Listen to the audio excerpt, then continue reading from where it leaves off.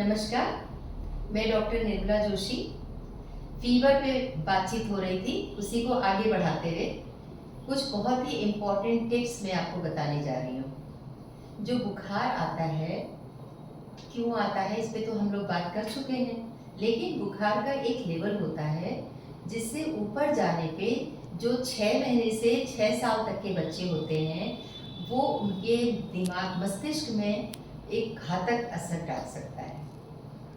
वो क्या होता है कि हमारे जो बच्चे हैं उनका दिमाग बहुत मैच्योर नहीं होता है, जिसकी वजह से जो बुखार तेज होता है तो वो उनके दिमाग की जो नसें होती हैं, जिसको आप नर्व्स, हम लोग नर्व्स बोलते हैं, वो एक्टिवेट हो जाती हैं। आप ऐसे समझ सकते हैं, मतलब समझाने के लिए मैं ये बता रही हूँ। और उन्हें झटके आने लग जाते हैं। तो झटके में बच्चे के हाथ पांव मूव करते हैं, आंखें रोल कर लेता है, किसी किसी बच्चे को लैट्रिन और बाथरूम भी निकल आती है। इसको हम लोग फेब्राइल कन्वर्जन बोलते हैं, यानी कि बुखार का थ्रेशोल्ड, बॉडी थ्रेशोल्ड एक वर्ड है, वो ब्रेन का थ्रेशोल्ड कम होने से एक पर्टिकुलर लेवल जो कि 101 डिग्री टेम्परेचर या उससे ऊपर अगर बुखार होगा तो ये झटके आने के चांसेस 6 महीने से लेकर के 6 साल तक के बच्चों में ज़्यादा रहते हैं। उसके बाद जो बच्चे होते हैं उनमें ये चांसेस कम हो जाते हैं, ऑलमोस्ट ख़त्म हो जाते हैं। तो हमें क्या करना चाहिए कि बच्चों के बुखार को क्रॉस ना हो 101 से, उसके सारे उपाय जो मैंने टैपिट स्पंजी की बात करी थी अपने पूर्व वीडियो में, उस पर ध्यान देना चाहिए।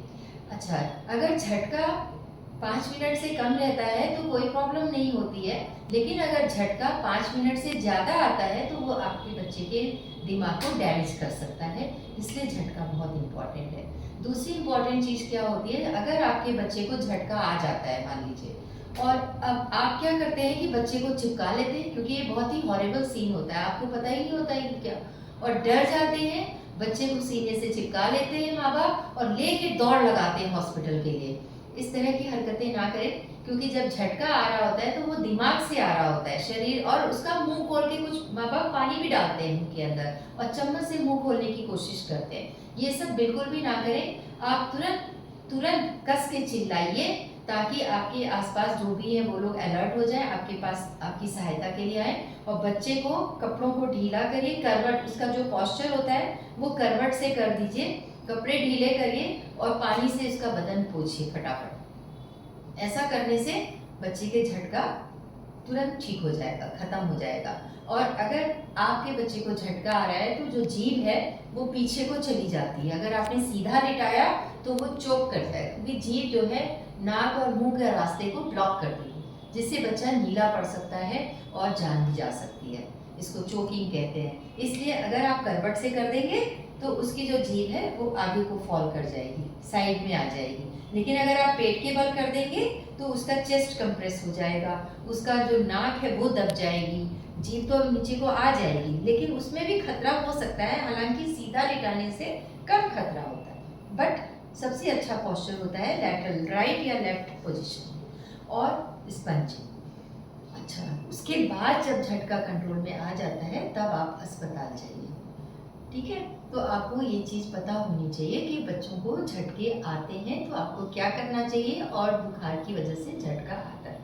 एक दूसरी बहुत महत्वपूर्ण बात, वैसे तो किसी भी बुखार में, ज़्यादातर वायरल फीवर में झटके आने के चांसेस बच्चों को रहते हैं, लेकिन कुछ बुखार ऐसे होते हैं जो दिमागी बुखार आपने सुना होगा।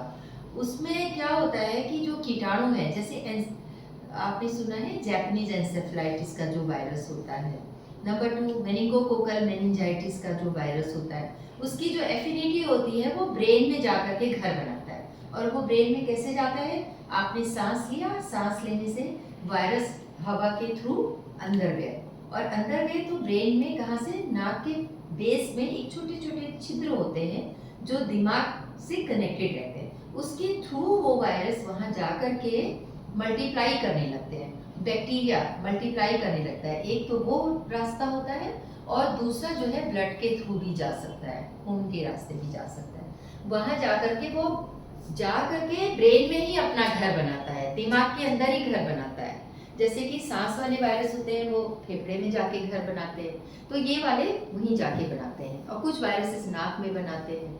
तो जब वो वहाँ पे कुछ वायरसेस पेट में बनाते हैं, बैक्टीरिया पेट में बनाते हैं, ऐसे ही जो कीटाणु होते हैं, वायरस बैक्टीरिया, उनकी जगह एफिनिटी होती है, मतलब उनको वो प्रिय होता है, तो वो वहाँ पे घर बनाते हैं। तो बच्चे को बुखार बाद में आता है, उनका घर पहले बन चुका होता है। तो इस तरह का जो बुखार होता है ये बहुत ही खतरनाक होता है, और जब तक वो डॉक्टर के पास पहुँचते हैं तब तक काम खत्म हो चुका होता है, क्योंकि डॉक्टर भी नहीं पहचान पाता है कि इसको बुखार क्यों आ रहा है। और जब तक वो पहचान पाता है कि इसे बुखार क्यों आ रहा है, तब तक उसको झटके आने लगते, बच्चा सीरियस हो जाता है। तो ये कुछ चीज़ें हैं, अगर झटका रुक नहीं रहा है तो आपको फिर डॉक्टर का ही हेल्प लेना पड़ेगा। ठीक है, तो ये महत्वपूर्ण जानकारी मैं आपको देना चाह रही थी। अगर आपको कोई सवाल पूछना होगा तो आप कमेंट बॉक्स में मुझसे पूछ सकते हैं। अब मैं आपसे बस यहाँ पे ये कहना चाहती हूँ कि जो भी मैंने ये वीडियो बनाया है, ये हमारा इंडियन एकेडमी ऑफ पीडियाट्रिक्स की तरफ से बना है। और इंडियन एकेडमी ऑफ पीडियाट्रिक्स एक संस्था है जो कि 45,000 से भी ज़्यादा डॉक्टर्स की है। उसके जो प्रेसिडेंट हैं वो डॉक्टर बसव राजा हैं, जो कि बेंगलोर बेस्ड हैं, और उसके जो सेक्रेटरी हैं वो डॉक्टर योगेश पारिक हैं, और उसके जो ट्रेजरार हैं वो डॉक्टर अतनु बत्रा हैं।